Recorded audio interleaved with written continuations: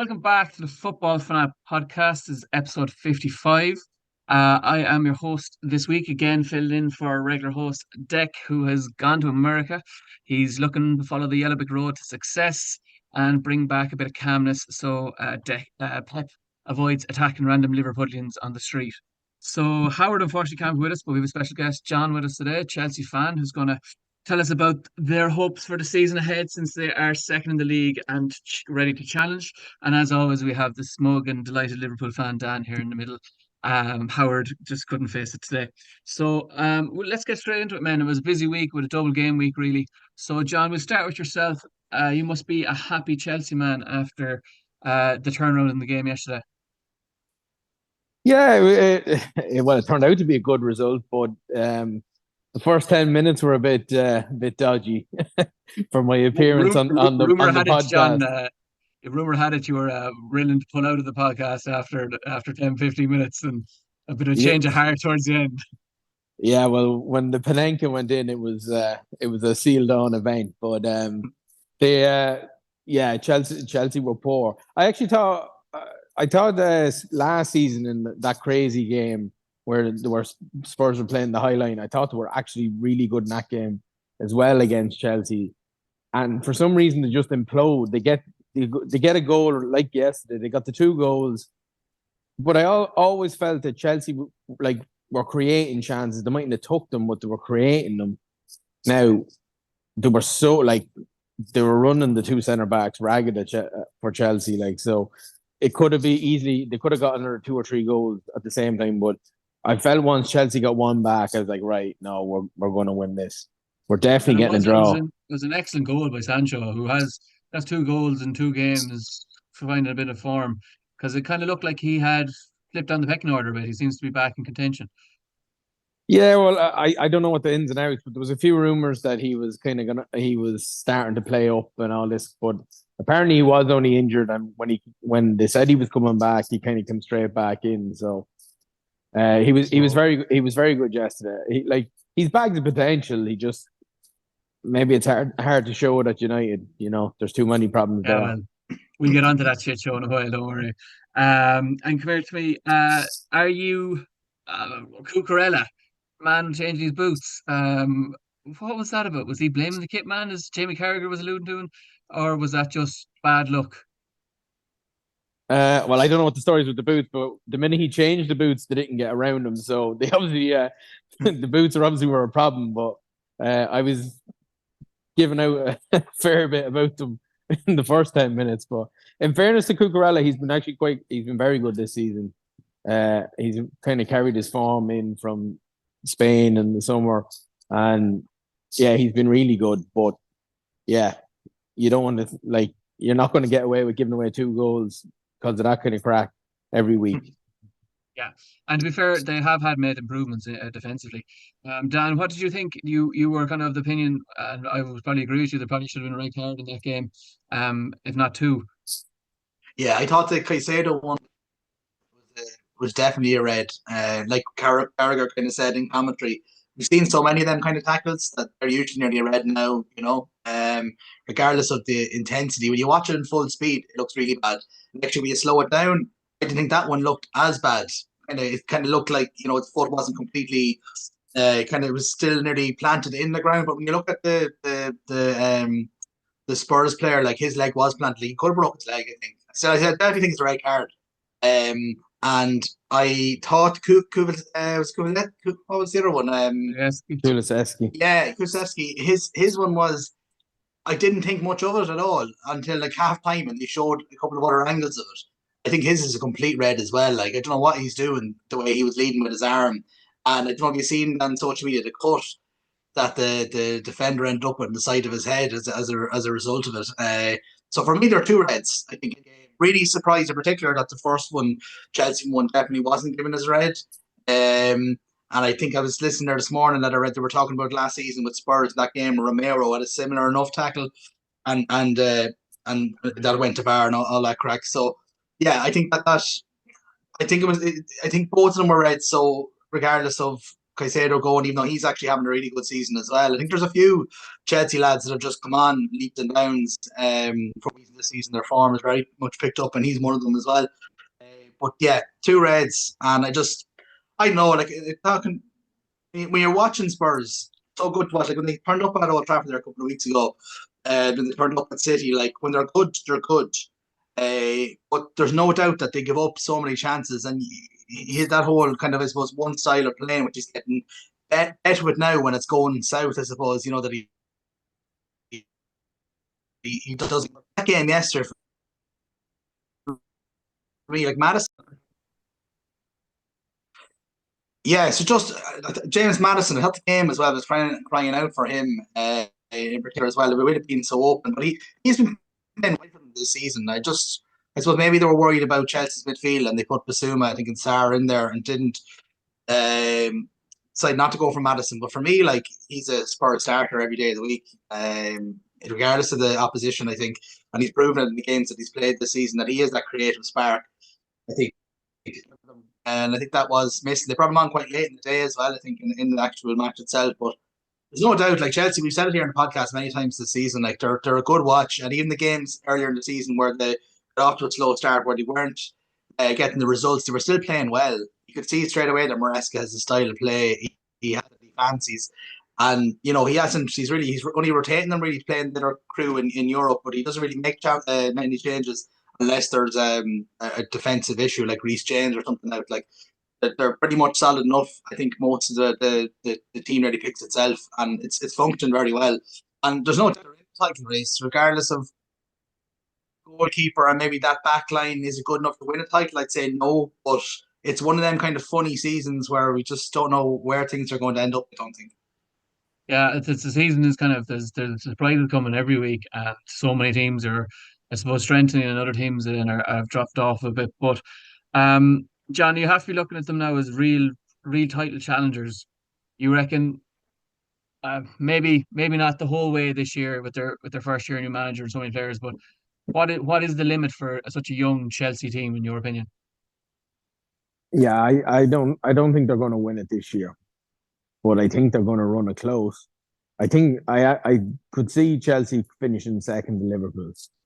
Um, I think they're definitely improving week in, week out. I think if they don't win it, maybe the slow start, just the tough run of fixtures, kind of bedding in on the Maresca. I think what Calder was saying is right. Like they played well against Liverpool. They should have bet United. All the bigger teams that they've played, they've always performed. Like I felt they could have probably won the Arsenal game, kind of 50-50. They didn't deserve to lose any of the games. I thought they were a bit unlucky against Liverpool, but the only thing I think the next little while, I think with that Liverpool game being postponed, there's 4 points in it. I know they have the game in hand, but Chelsea have quite by Premier League standards, an easy enough run till the middle of January. Like Spurs and Villa were the hardest two teams on it.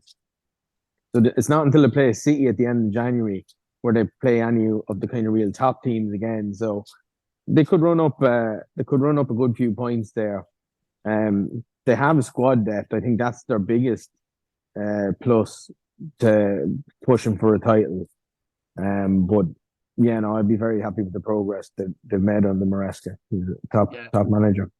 Yeah, he's to jump up. He's taken the jump from the Championship like to the Premier League in his stride, and the way he's managed such a big squad. And there was so much talk and discontent in the background between Bowley and others involved in running the club day to day. That had all come to the fore before the start of the season, and it's all gone quiet, and there's no mention of it now. So it just shows that when you're performing on the field, a lot of the noise in the background starts to quieten off. So they're in an excellent position, Dan. The pressure is going to be on yourselves in Liverpool week in, week out. If Chelsea are picking up points in those and that nice run of collection of fixtures for them. So Dan, Yeah, he came through. Go on, you want to say there? No, I was going to say, and when you look at the two managers, like Maresca's job was harder than Slot's because Slot was coming into a well-oiled machine as such, where Pochettino near the end of the season, I kind of started to get a tune out as far as or out of Chelsea, but more consistency. But like Maresca's job was much more difficult than Slot's really, even though he was Slot was coming in for Klopp, of course. But I do think like can't underestimate actually the job that he's done, considering we would have slagged off Chelsea galore. Well, not when I say we, Howard in particular, would have slagged off Chelsea quite a bit last year, and about how much of a circus it was, and just how much of a mess it seemed at times, even with Potts there. But there's no doubt there's Cam, as you said there, Massey. Like there's nothing really coming out negative, and like Muldoon said, they're in a position that other top clubs like ourselves aren't in. They can just play a second string in all of that complete European competition. I imagine their second string will play the whole lot. So they're going to have nearly a fresh 11, near enough to pick from, barred injuries week in, week out. So that is another advantage, I think, with the big run of fixtures and games coming up. Absolutely, they're traveling to Kazakhstan there the weekend, and they're bringing a team that none of them really featured this week. Like, and there'll be no expectation for them to feature the following week. So it puts them in a really strong position, and they can afford injuries that other teams just can't. Bar the likes maybe of Cole Palmer, who's such a linchpin in that team.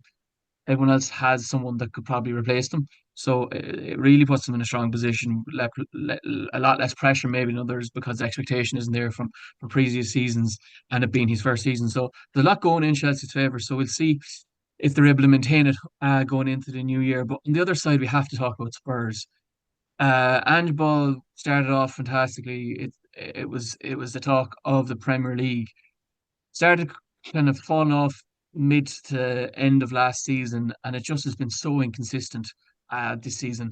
One win in seven, albeit a 4-0 win against City, which was a phenomenal performance. They put on a phenomenal performance on Old Trafford and school Man United.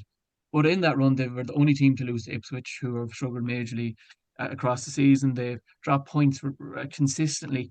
And from a 2-0 lead at home, to go and yes, they did eventually was 4-3, but realistically that was more of a 4-2 in the last minute end of the game consolation. Like, is Ange in trouble going forward? Is he a manager you could see getting the chop, or have they invested too much money in him, John, to cut him loose after investing in so much young players that buy into his philosophy? Would you expect this could be the end of Ange, or does he think it's just a rocky road that he's on at the minute, John? Oh, it's definitely a bad run. Like the thing with Ange is I really like him and I like his style. He's probably a bit too set on it. He probably has to adapt a bit. Um, like Cole was saying earlier on, like, about Madison not playing. But if you think about it, if you had given Spurs a 2-0 lead to start the game, you would have picked them two boys in midfield to kind of sit back, try hold the lead, defend it if you're going to defend it, try hit them on the counter attack. It's pretty much what they did in the first 10, 15 minutes. But I don't know. I think Daniel Levy is a bit like, he's a great businessman. He's built a fabulous stadium. I was in it a few weeks back for the NFL game. It's a class stadium, it's some facility, but like they just don't seem to be.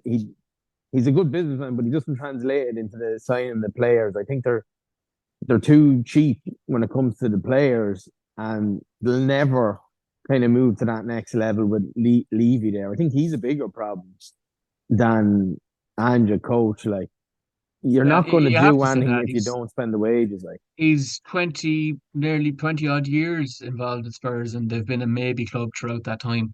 Dan, do you think the book, like, Ange is going to come under pressure with Levy? He looked at the end of the game, Sky Sports cameras kept turning to Levy, and his face, it's not a pretty picture. He was an angry looking manager or He man, usually is. like he usually is, but usually there's Yeah. there's a confidence there or whatnot, but he looked Mm. properly frustrated. Yeah, I think like there's no doubt he has history with that. So with Saka managers, you could definitely see that happening. Even Ange, his that demeanor and that kind of likableness, you can see that pressure is taking a bit of a toll on him as well. With during the week there, and put over to the fans, and you can see that he's definitely letting whatever sort of mask maybe there was there with the PR kind of side of things slip. I think in the last week. If they do have the cup game, I think against United, isn't it? That's a massive one for them. I think he'll get in the next couple of games. Like, I think it's Southampton away next in the league. If you're going away to Southampton and if you get beaten there, I think we could be having stronger conversation around it if they don't manage to win that. But they need to stop the rot. And yeah, as John is saying there, like there's Levy, the money they've spent, they brought in some great players like along the way. Like I think Van der Mende, for example, for what they paid for him. They keep him fit is that seems to be the problem at the moment. But like I think he's a really good defender. They have bought in some, but they have splashed quite a bit there in the summer on a lot of young players, which we actually haven't seen a lot of. I haven't followed much of the Spurs in the Europa League. They probably got a lot more minutes than that, but we haven't seen a great deal of them for the money that was spent on them. And I think Son as well. I don't know. Yesterday, there's been a couple of times this season, just doesn't seem to be as clinical that he has been in previous years, and he's been the talisman for them in particular with Kane leaving. So I do think he's under it. I can't see Levy's stubborn as they come as a mule. So after all the work he's put in to get that stadium over the line, I can't see him leaving anytime soon. But I think Ange, if they don't kind of pick up that Southampton win and then go, and if they lose against United in the cup, again, that being their best chance of maybe ending the rot without a trophy, I think he is definitely not far off it. Yeah, well, as he said, he wins stuff in his second season, so that could be Yeah. the basket that He he shouldn't have beat said that himself either. with What in was the he end. thinking? No, Yeah. like there's been times where his PR has clearly slipped and his frustrations got the better of him, and that's understandable with a demanding position that he has. But look, we'll move on. Dan, we might as well jump back to midweek since Liverpool had they got away with a rest weekend this against Everton being postponed. But what a game against Newcastle Yeah. midweek, a bit of everything in it. What was your reaction after that one? Yeah, I think in the end, it feels like 2 points dropped considering when Liverpool have got in front in games this season, especially in the last stages where it might be close, they've controlled it and got over the line. So it was a bit disappointing conceded. But on the balance of the game, to be honest, its draw was probably fair. I thought Newcastle were the better side for about 55, 60 minutes. They were far better, actually. That was better. They were far better than us. And then the last half hour it just kind of went a bit wild, didn't it? There was all things happening. I've seen a lot of people kind of giving out and moaning about the free that Gordon got at the end. It wasn't a free. One or two other bits and pieces kind of giving out about decisions. But to be honest, I just think on the balance of the game, it was a fair result. One or two standouts for me. Nunes was very poor again, so I think that's something that will need to be looked at. He missed a chance as well that he definitely should have scored. But Newcastle are like that, going there, especially against the big teams in particular. And you see what happened on the weekend when they went Brentford and got hockeyed. But in them big home games with the atmosphere and when the big teams are coming to town, they always put up a performance.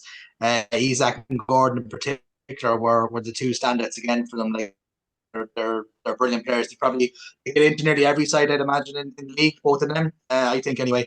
And Kelleher, look, I think he was a mistake for 2 goals. I think the Gordon shot, I think he should have saved. And definitely he was unlucky because he thought the ball was going out and it was a good finish, but it was still 2 mistakes. And from what I'm hearing, Alisson isn't too far from back. He could be back for the Champions League game during the week.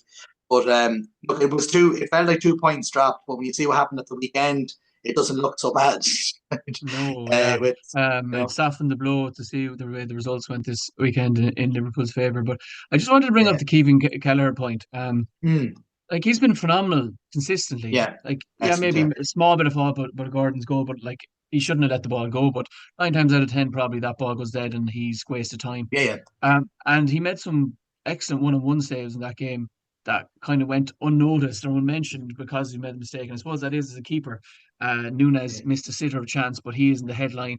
Salah hit the crossbar from an excellent chance. That wasn't the headline. So I think maybe it's unfair to be too critical of Kelleher considering points he has gained in other games. I just thought Yeah, there was yeah. a bit more of a bit of a pile on him, and especially on social media about how he wasn't good enough and he was below the bar. And I just thought it was Yeah, but unnecessary that's and unfair. unrealistic. Yeah, yeah. That part's unfair though because he's been. We haven't missed Alisson this season at all, really. Truth be told, and last season as well. If you remember when Alisson was out, he was exceptional there too. So I think that's unfair. I still think though that what this season is doing for him, unfortunately to say, but I think he's putting himself in the shop window for a lot more euros than he was during the summer when the talk was that he was going to potentially leave.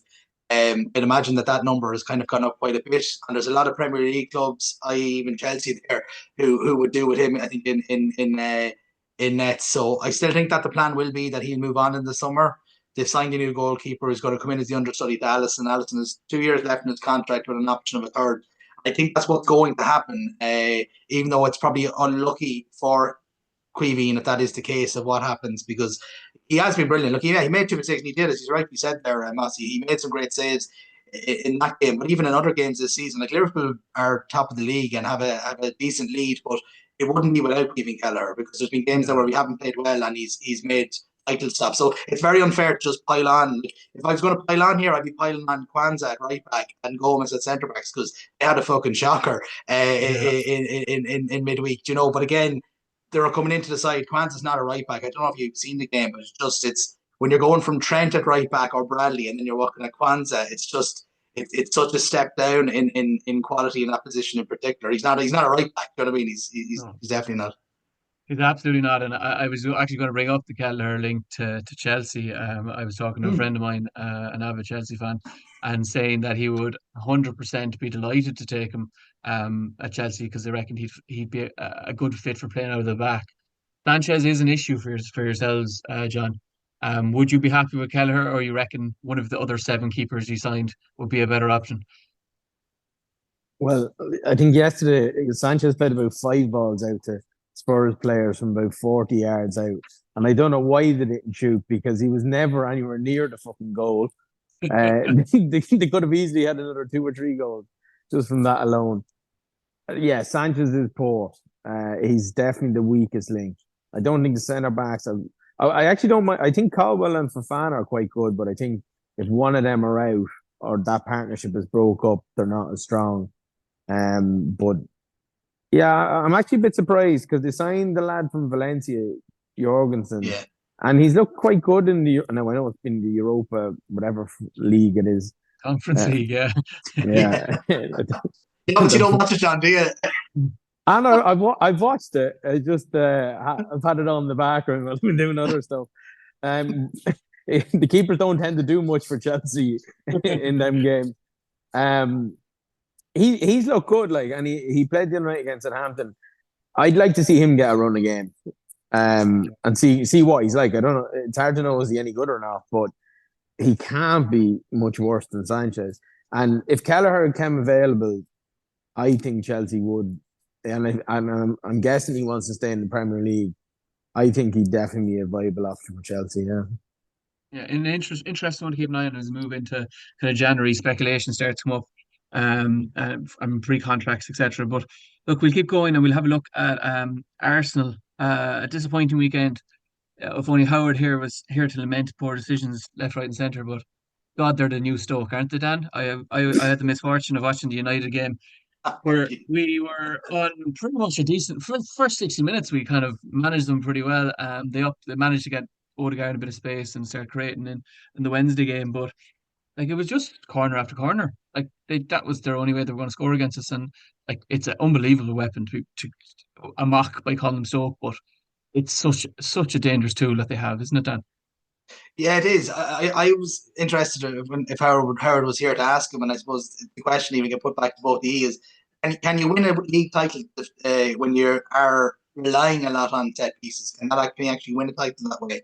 Because there's No. no doubt in recent games that's what they're relying on. There's definitely a spark missing. Whatever it is, whether it's going back to that kind of conversation around them not having maybe an out and out striker, or whatever it is, but even when you look at what came off the bench there at the weekend for them, they fair enough to run a Martinelli. But when you look at Arsenal's bench, Jesus is finished at Arsenal. Like there's no point putting any eggs in the basket there and expecting him to start be chipping in with goals, because I think he's just I don't think there's much coming out of him. Sterling, another one. There's a few there that they're bringing on that they're not going to get goals. So as you said there, Massey, Stoke City thing is funny because even in the game at the weekend, watching it, every time that they got a corner, like the cheer of the Arsenal, it reminds you of when Stoke used to get a throw in for the lap or a corner. There was like this kind of like raise of the atmosphere in the crowd, and that's what it was like in there. But there was no doubt before the goals in the United game, like there were warning signs everywhere, wasn't there, Massey? Like there was warning signs that Oh they yeah. were going to get on the end of one, but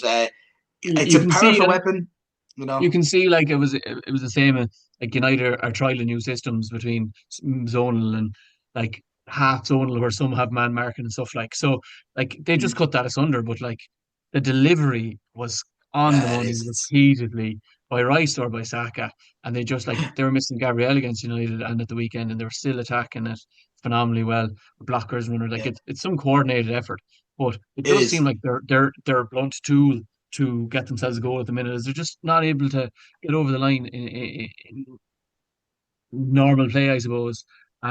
Although they were unfortunate, I suppose Martinelli, who had a poor offside, like he was looking across the line that led to Saka's goal to win it, being ruled out. But yeah, there's just a little bit lacking. Now, that being said, Fulham are a good team, and Fulham Yeah. at home are not an easy place to go.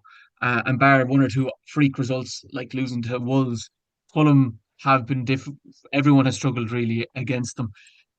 So look, Arsenal will be disappointed to have, after gaining an advantage on Wednesday and Mhm. Thursday, to be giving it up so soon, I suppose, is a real sickener for them. But like going forward, it really looks like Chelsea are taking on the baton as the next challengers, because Arsenal just keep doing things the hard way. We've discussed this a few times in the pod earlier on there, how they, they just manage to give the team they don't kill a game at all. They keep giving teams chances, and I suppose the disruption in their back line has been part of that as well. But then if But they gave up a lot of chances, though, Mossy. Do you know what I mean? Like when you look at last season, they gave up nothing. They gave up nothing yeah, last season. But whatever it is this season, they give up a lot of chances in the majority of their games that I watched. Anyway, that they've not looked solid, and even I suppose their clean sheets, lack of thereof, would back that up as well. That they've had a bit of disruption at the back, fair enough. But they also spent quite a lot of money on defenders too that came in. Then you would imagine that would have shored things up even further. But that hasn't been the case, and a lack of goals from midfield. Like when you look at like Odegaard, if you think about like maybe Rice, you're not going to get a massive amount out of Partey, fair enough, or Jorginho or that when you come in. But it does seem to be a bit of a lack of goals or something. Like it's like Saka has to do something or a set piece. There's no confidence in the rest of them. You don't think Martinelli is going to get 10 or 15 goals. Trossard maybe. Havertz again. I don't know. And the back of a few of his performances I've watched recently, he hasn't looked the same as he was near the tail end of last season, where he's involved in everything. So there's definitely questions there, and there's no. Howard came on here a couple of weeks ago and said you're still confident Arsenal to win the title, but I don't know if you'd still feel that way now, a couple of weeks later, because there's something missing. And even though Odegaard is back, and it looks like when you watch him, like he's a beautiful player to watch, he's brilliant, but there's still something, some sort of a struggle there. Whatever it is, that's what my eyes anyway. When I'm watching them, that's how I feel. I'm not I confident feel where I like was last their season. whole team bases on the Odegaard Saka axis, and if that doesn't click on a day, they don't get a goal, and they seem to fall back on their set piece play. Um, but it is worrying for a team that they want to challenge for the title, that there is a lack of fluidity in front of goal. Second half season, January, maybe they kick into gear, get Ben White back, get Calafiori back, have a bit more option in that defence, solid, a bit more solidity, and they might have more options going forward. But as of now, you wouldn't be full of confidence that they're going to close the gap. I would be more so leaning towards them letting the gap grow. And Dan as a Liverpool fan and John as a Chelsea fan, you're probably hoping that's the way it goes. But as a United fan, I'm not really hoping any of those things happen, to be honest. And speaking of them, Nottingham Forest and at Old Trafford beating us 3-2. John, if you any thoughts on that, or do you just enjoying the fall? Oh no, I think United have done really well. In fairness, like they brought in a good structure there. They brought in paid what 3 million from Dan Ashford there from Newcastle. He's made some good decisions so far. Oh wait, you've already got rid of him. So Yeah. that's a typical United merry-go-round. I actually do like Amarin. I actually do think he comes with a lot of potential, but Jesus, he's a lot to he's not a lot to work with, but he's a lot to change. Like we were on about Arsenal there a minute ago. Like I think the difference from Arsenal last year and this year is that Kai Havertz couldn't miss. Now he's reverted back to the mean. Like when I think that Chelsea sold Havertz and Mount and even Werner to Spurs, them three lads won the Champions League. Them three. Thomas Tuchel is a saint for winning a Champions League with them three lads up front. Up front, like it was a miracle. And like Mount, I actually think Mount maybe could actually that system would probably suit him a bit. And it seems to be getting the best out of Ahmed. Look, they've nobody up front, United. They've really nobody in midfield. they're not too bad at the back, apart from if you shoot straight at the keeper. That seems to be a challenge for him. But Why would I stop the ball? Let's jump away from it. Yeah. yeah, like there's so much problems with United. Like I don't see if I don't understand why United don't kind of go down the Chelsea route. Just sack off all them out lads, get rid of them all, and just bring in a 2 billion there and sell a hotel, is it? yeah, but surely Jim there will be able to sort a few bob out there. And just but go young lads, like go young lads that are hungry, like the likes of Rashford and that, him on 200,000 or 300,000 a week, he does not care. He's lazy. He's like, and Amron's even saying it, like, we have like, doesn't matter if we want to be a top team. These are the numbers. These are the kilometers all these top teams are doing. And United lads, they're just lazy. Like Fernandez is lazy, Rashford is lazy. There's no like that's Xerxes lad. He doesn't look much of a player either. The Highland up front, he's not much of a. I don't know. He's a bit of a false down as well. Like there's a lot of change United have to make. Like try get solid at the back and go from there. Build around a few young lads, the good lads that you have. They're few and far between. But like Manu, Ahmed looks decent enough, and try go down that route. Like, but even United's some of the young players, like is Garnacho really that good? Or is he just that he looks decent compared to the rest of the United players? Like, would he get in at Chelsea? Would he get in at Liverpool? Would he get in at an Arsenal? I don't think he'd see. He'd probably get 10 or 15 minutes in the Carling Cup. Like, he's not that great. Like, I was listening to Chelsea, one of the Chelsea podcasts for Rory. I don't know what his second name is, but he does be kind of doing a lot. He's a Chelsea fan anyway, and he's like, United have Harvey Barnes style quality players being paid like Mbappe and Messi and Ronaldo standard of wages, and sure, they're never going to they're never going to line up. But what did you make of? Did you see any of the game, or I what did watched you it, make yeah, of yeah, it? watch it. What, Yeah, yeah. what did you make of Forest? Yeah, no, they're good. They're good, and like they have been going back to the game earlier in the season where they bet us at Anfield. They're just solid. In fairness, he's done a really good job. They're defensively, they're hard to get by. I think he's got a really solid back four, workhorses in the midfield, and then whatever it is this season, they just work to Chris Wood's strengths, don't they? Like I think he's 10 or 11 in the league this season. You just got to tune out of him. He's really like outperforming what you would have expected at the start of the season. Massively, massively. You think of Chris Wood that went to Newcastle. I would have slagged him off quite a bit there last season, or was he Burnley? Was it Burnley then after that? He was somewhere else, wasn't he? After Burnley Newcastle. to Newcastle nuts, wasn't it? Newcastle to Notts. It was Burnley before that, yeah. So like his what he's done, and I think he now Forest's top goal scorer ever in the Premier League. It's wild, like what's gone on there, but it just goes to show you that they played to his strengths. They have, yeah, they're a solid unit. I thought the game it was just so open from start to finish. Like I don't know, it's just so hard to read. What you do with United, because again, looking at the performances like that one, I thought they'd win. I thought United would beat Forest. I didn't think it would be a convincing win, but I thought they'd go over the line and get the 3 points.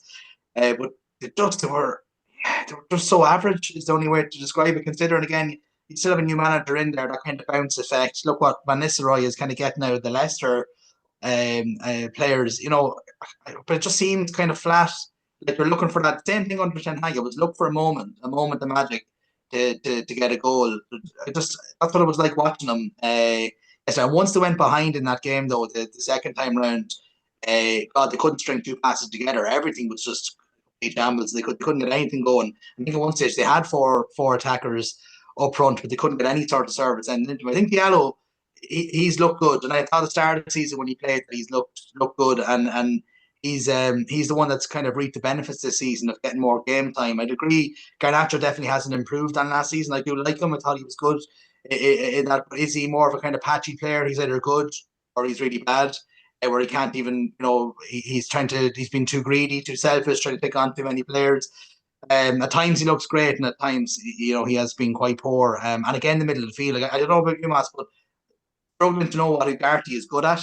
Like what are the standouts? He reminds me of last season. It was get Aaron in, and that's going to solve out the midfield crisis, and that was a complete mess. And then if Ugarte coming in, I suppose Scholes was the one, and I remember him twice on two different was it podcasts or whatever like that, saying that the players coming from the likes of Munich or PSG, they're players that they don't want them, and they're ending up at United. And how good are they actually? And I don't know how much. I think have they improved them? I know the right back had started the season quite well. From it came Rory. from you. Mazzarri. But like you're looking at Delete, Ugarte, these players, like have they actually improved United? Like are they any better than what was there previous? I know it's early enough days. We're only 14 or 15 games in, but like I don't see any sort of improvement. It's interesting now that he let Rashford out as well, given what you said there, Muldoon, about the running being a big thing. I think he said they have to run like there's a run like dogs or something, or there was some sort of expression he used to describe what he wants.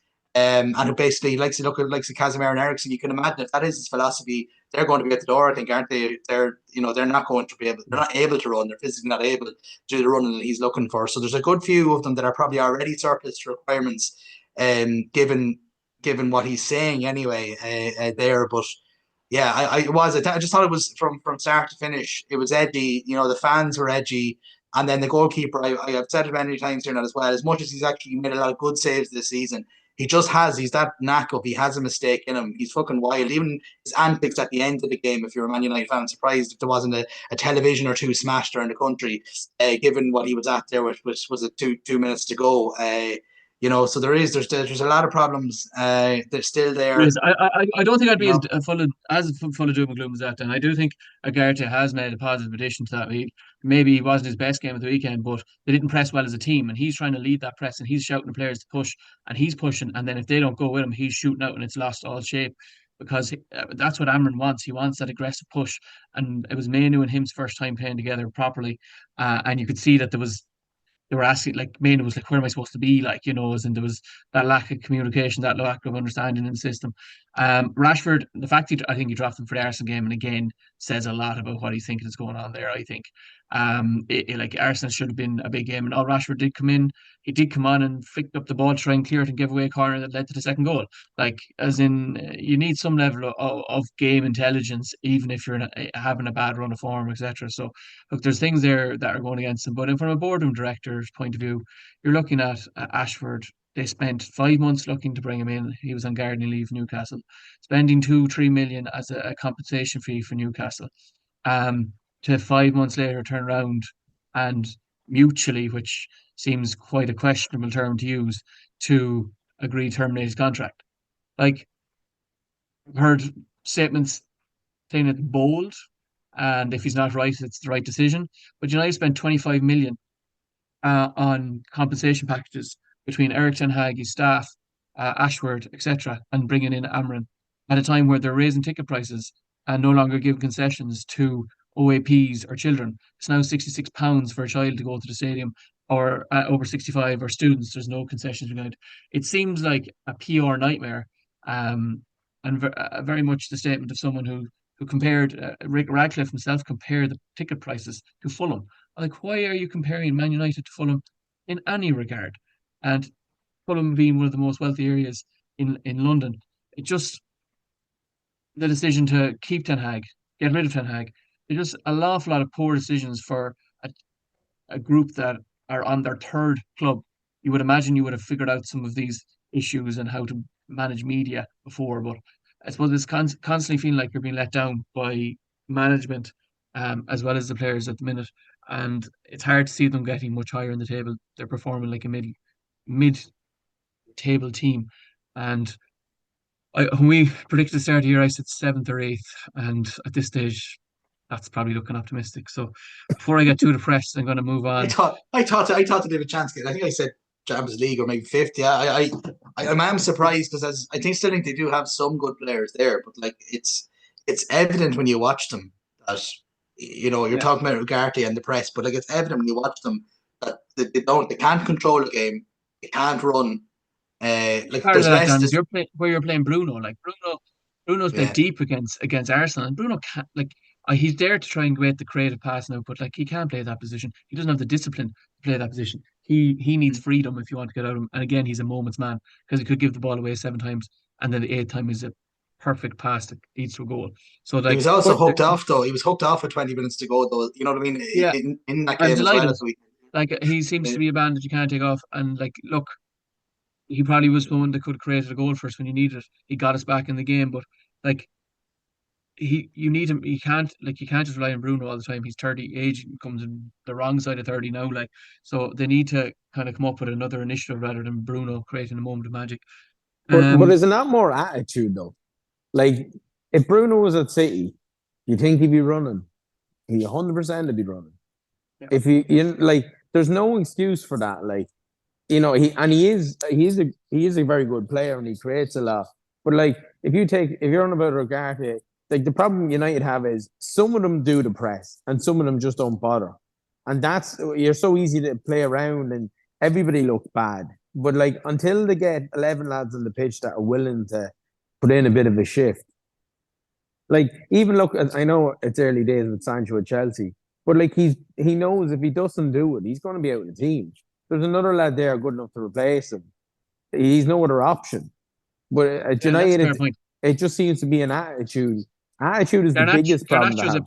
perfect example of that against Arsenal. Mason Mount pressed from the right side of the pitch to the left side of the pitch and wanted Garnacho to double up on him because Mount had cornered one of the Arsenal right back, and Garnacho didn't press. Mount turned around and he lost it with him, and Bruno was effed him out of it, like Garnacho out of it, because he didn't press. Realized he wasn't, I suppose, enough awareness or effort in the situation to realize that we had a 2-on-1 and we could have turned it over yards from the Arsenal backs.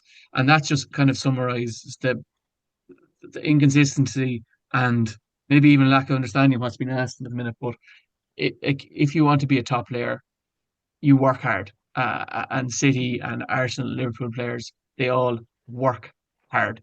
And And have a few. Like, I feel sorry for the young lad that you've signed that played there at the weekend. He didn't have not many of the United oh, players had a good Euro, game, but Euro, yeah, yeah. but I feel sorry for him because who's going to lead him? He's 18, and it's like you're looking at that back line going, who is going to be the one that's going to lead that young lad and bring him on? You know what I mean?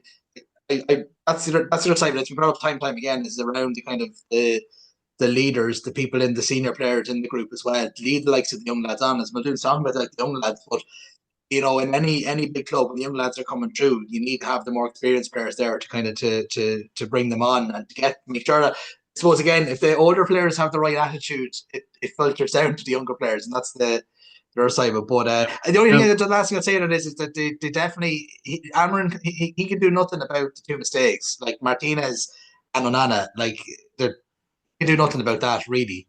Like there were two isn't him horrendous and errors. one credit I would give them as they did look at times like they could possibly create something in some sort of a structured play, which is miles better than what I've been seeing for the last year and a half under Ten Hag. So we'll take that. City Palace, a great result for Palace, poor result for City.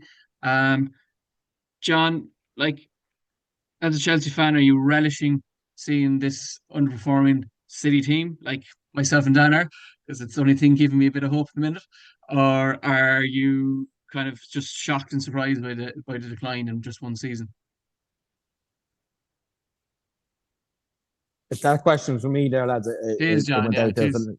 I didn't hear what you said there. Just say the question again.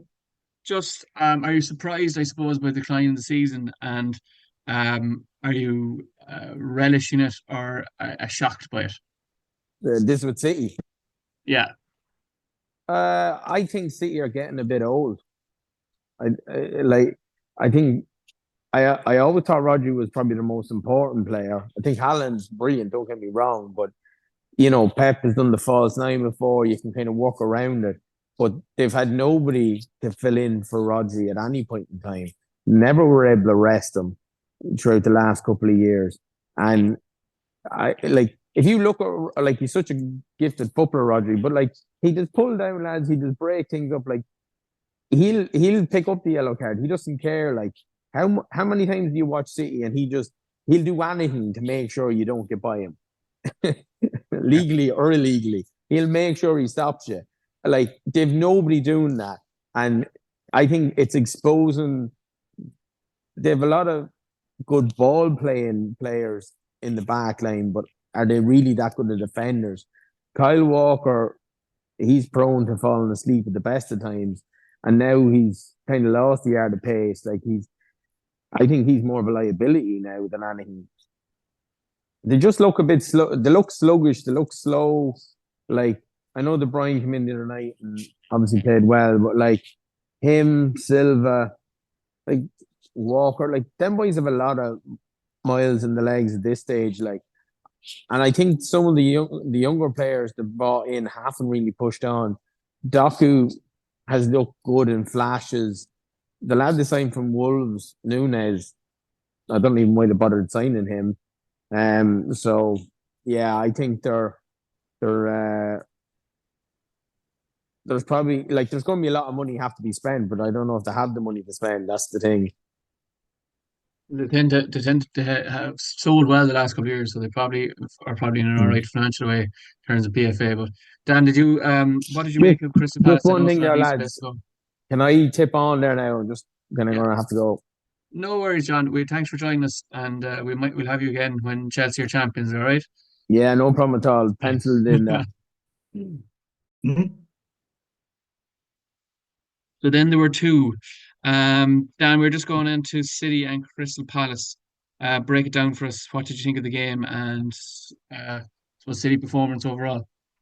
Yeah, look, I only seen bits and pieces of it now. I didn't see the full game. I was actually watching the Villa game, which wasn't a great watch either, by any means. But yeah, look, I think it again. Thought City would, after midweek, start to try and push on. Keep waiting for this kind of go on, a kind of a run. Maybe keeping a couple of clean sheets, banging in a good few goals, Haaland getting back to his best, but it's just not happening.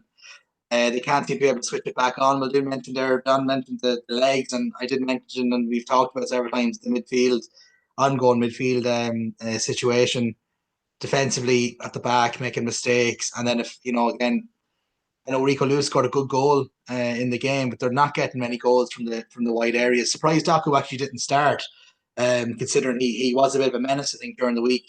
Um, but yeah, look, it's very very hard to see them being able to turn it around and get a level of consistency going to challenge for a league title. If they're not careful, they'll be lucky to get Champions League. You know what I mean? If that kind of patchiness goes, if any of the other clubs around that can kind of get a run of games and run of results going, they could be looking down the possibility of a top four fight if before too long. And that's being honest about it. Like they're you don't I'm know only which. smiling, Dan, because I hope it happens and like take some of the heat off us over the other side of Yeah, Manchester. I want someone else to say is that sure they're not going to be in the Premier League never in the next season or in the Champions League is what some might say.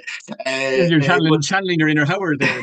So yeah, yeah. Look, it's not. They're miles off it. yeah, like I think individual errors are a huge problem for them. Like they yeah, conceded.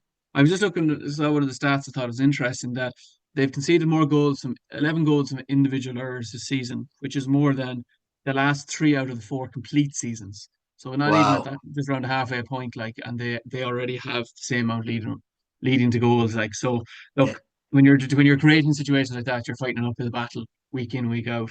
Um, and Palace, it was an important point for Palace. They've been kind of yeah. have had a tough season. Hmm. But two good results, last minute goal during the midweek game from Muniz, and again he scored the first one this leading Yeah, we gave him the lead. Eze is So back as well, isn't he? yeah, Ez is back. They created the Eze chances. is back as well. Yeah, yeah. And then look, Sellers Park is never an easy place to go. Anyway, it's one of the tightest grounds in the game, and the fans are right on Hmm. top of you. So look, City got their point. They keep tipping over, and we'll see how they get on next weekend after Champions League midweek. But Hmm. we'll do a quick roundup, I Yeah. suppose, of the other That's fixtures. Dan, Juventus away you as Villa, well. Southampton. Yeah, that's a tough one. Yeah, they Yeah, just proper challenge for them. But and one like I suppose both of them probably could do it with a result. To be honest, so we'll see how it goes. mm, Right, we go on to Villa Southampton 1-0 at Villa Park was a good win for Villa, although a yeah, poor game, as you mentioned. They had two good wins for Villa. I suppose we have been talking about them stopping the rot, and they got Mm. a 3-1 win against Brentford earlier on the week, which was a good result and an excellent goal for Rodgers, a nice curler into the top corner. Yeah. Um, which Dan, breaking my heart. Last minute, 95th minute goal for Bournemouth on Portman Road. Pick, Oh, two bad goals to concede as well. They were bad. Both of the goals Bournemouth got laid on were just bad goals to concede. And I think Ipswich had a couple of chances to go two. They could have been two or maybe three up. yeah, As well, they had other chances. But when you see that kind of thing happening in a game where you're minutes away from nicking, they've had a few of them, haven't they, Mossy? Where it's just they haven't been able to yeah. see games out at all. Yeah, they've dropped a lot of points from those sort of positions where they were holding, and you just don't have faith that they can hold out like solidly defensively for that kind of time more. And like two big Yeah, losses, like especially the one before, the midweek game to Crystal Palace, 1-0 loss, like it yeah, opens up a gap. massive. They're 4 points, there's 19 to 13, like between the bottom three and just outside it. So like it kind of gives you that feeling that all right, okay, we've kind of found that this might be a step too much for them. But I'm still hoping Yeah, that they can turn it around. But I think being 4 points adrift already, it's starting to look ominous for the teams down there at the bottom. But again, Bournemouth just keep managing just full results. They yeah. really are having a good performance. Areola is getting a lot of praise, and I think he's deserving of it. And the way he has his team playing, and to the end, they did the same thing against Everton earlier on the season, scoring three Mm. goals in the last couple of minutes. So it's great for Areola and Bournemouth fans at the minute. One other game I'd like a quick chat about was Leicester. You were Mm. given they're definitely getting the new manager bounce with Rude. Mm. 3-1 victory against West Ham at home on his first game, and then coming back from the 80th minute being 2-0 down to equalising and draw 2-2.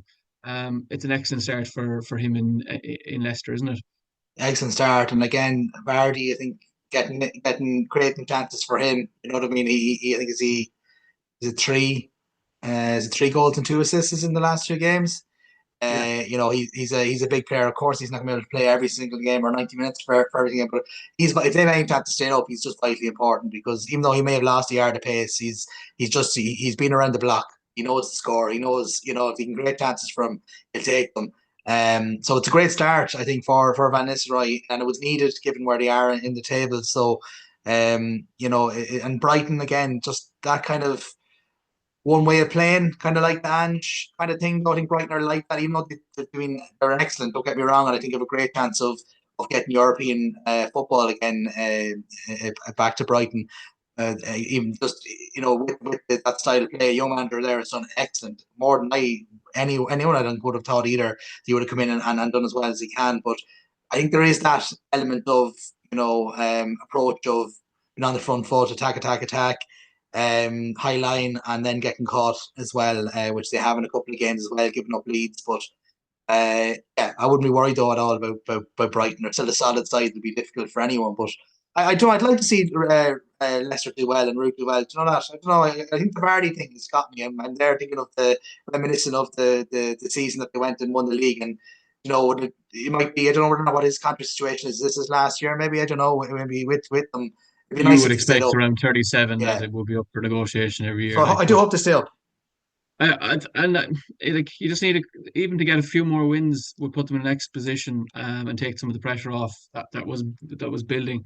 And Rude will play a more attacking type of football, which I suppose if they can channel that right and get the ball into Vardy with the excellent wingers that they have, and there's some creativity and younger players around them.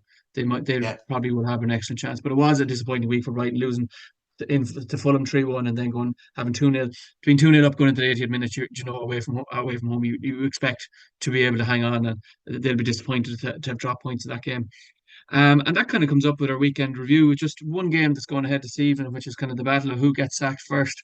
We have El Sakago. Lopetegui, yeah, it's Lopetegui and O'Neill. And look, Yeah. we'll have to wait and see, but it doesn't look great for either side.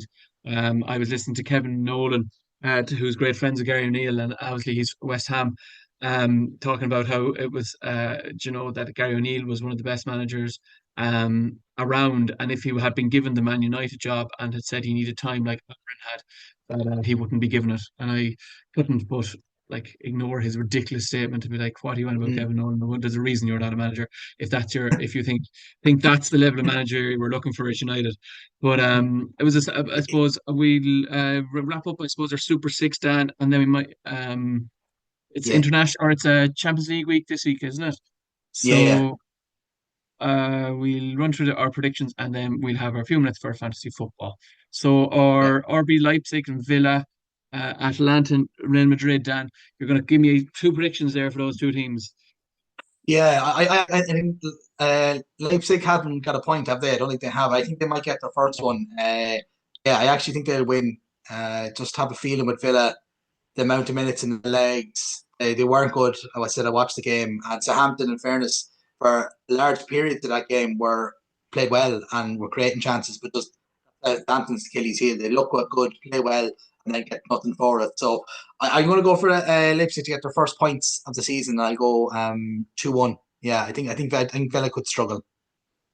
Then this is like Atlanta, Real Madrid. Like Atlanta are top of Flying. Syria Yeah. in great form. Is they lost a couple of key players, but their manager there, his name eludes me at the minute, but he just seems to Garsconi or something keeps Mm. coming back, losing good players, losing key players, and being able to get more out of who he brings in. The likes of Adam and Lookman, etc. Have done fantastic there against a Real Madrid team who need a win, Dan, and they're Mm. away in Italy. So what do you reckon for that? I'm going for Atlanta. Yeah. Yeah, I It's do. hard Yeah, not to. I It's hard not can't to. trust. No, I can't trust Madrid now. And I know.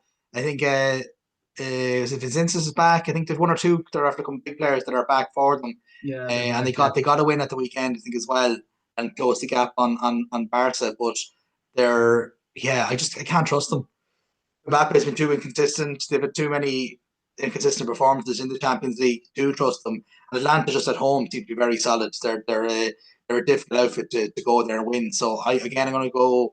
I have a feeling Atlanta could steamroll them. Do you know that? So I'm going to go 3-1 Atlanta, and that'll be an Madrid, interesting. Yeah, and it could be an it'll leave interesting. them in very precarious It position. will. It will. Yeah. We'll have to Yeah. wait and see. Bayer Leverkusen, Inter Milan, I think it could be interesting with Milan being so solidly defensive away from home. They might sit back and be on Leverkusen and hit them on the break.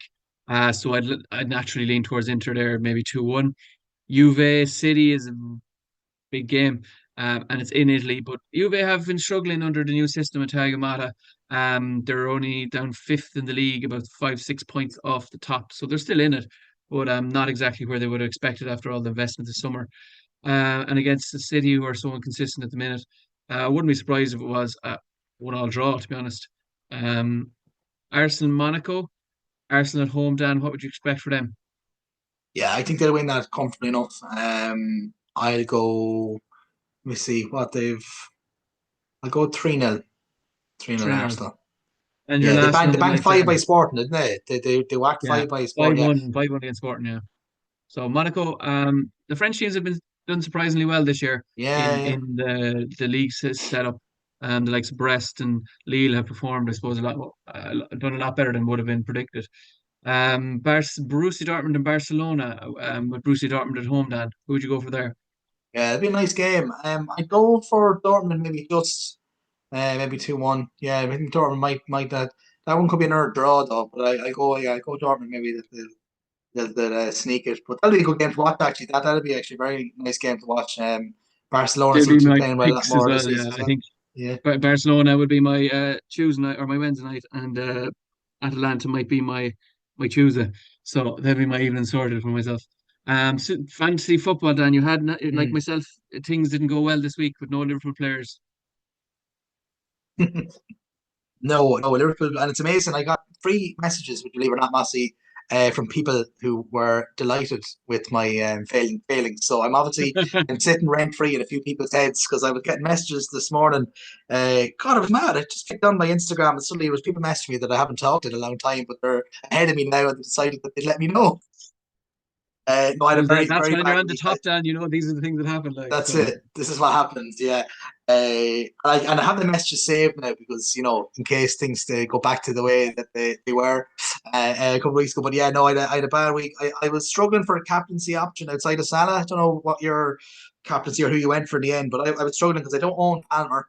I messed around with the wild card, whether or not I should use it to get him in. I was like, using it just to get one player into your team at the moment, is that the right idea? So I didn't do that. And I was struggling for captaincy option. So I went for Watkins at home, based on the fact that he played 60 odd minutes, was taken off during the week. So thinking, right, he was taken off, saving him for the weekend. And he was on the bench. And I wouldn't mind, but the worst part of it was is he came on for the last half hour and he should have probably had 2 goals and 3 assists. He made a hash of everything. It was brutal to watch it, to witness, and he even messed up 1 or 2 chances for Rodgers that I also own. So yeah, it wasn't a good weekend for me. I had blanks everywhere, and I'm like hoping. Imagine like when you're sitting there on a Monday night hoping that Wolves will do something for you. You know you've had a bad weekend. Yeah, So you know that's it's where been a I'm bad at. week, Tom. It's been a bad If week. yeah, if I Um, hit 30 points, I'll be doing I'll be doing well. Now, in fairness, my team is set up well for next week. I think I've 10 of my 11 players are playing at home, so that's a good indicator for hopefully next weekend. But there's no doubt now I was due a bad one. I haven't had one as bad as that though in a long time. Even thinking trying to that last season, I've been doing well to hit break 30 points, which is doesn't get much worse than that, I don't think. And the thing that killed me was Palmer yesterday because whatever about not having a great week, there was a lot that weren't doing too well. Like I think 40 was in around the score where people were at until Cole Palmer was everyone else's captain, yeah. and that caused the damage. Yeah. Yeah, well, I made him. I had Palmer, and I had him as captain, and I switched to Saka because I'd done the other thing the previous week, Oh, but Salah captain, and then switched. I had Saka captain, then I was like, "But you're brought in Salah, I might as well make him the captain." yeah, So I did the opposite this week, and I went with Palmer, and then I was like, "No, no, sure, I'll go with Saka. He was really good last week," and then Palmer was clearly the better option. So yeah, I've been had a couple of those weeks where those bad decisions have come back to haunt me. But Howard had a big yeah, jump this week. He's up to ninth. He's in the top 10. So we'll give him a shout yeah. out. How Yeah, and Aidan O'D is one of the men. He's a Westmeath man, and he was on the messaging this morning to me. So I'm not sure where he is now in the world. He might be down in Limerick. He was. I'm not sure where he is now in the world. But I said I'd give him a shout out, even though he was abusing the shite out of me. I said I'd give him a shout out that he's top and We all know he's that taken that's over. And the calculated, poll. Sam. You know you're doing that, so you'll have your opportunity to come back. We all know Oh, of course. And the poet as well has moved up to second.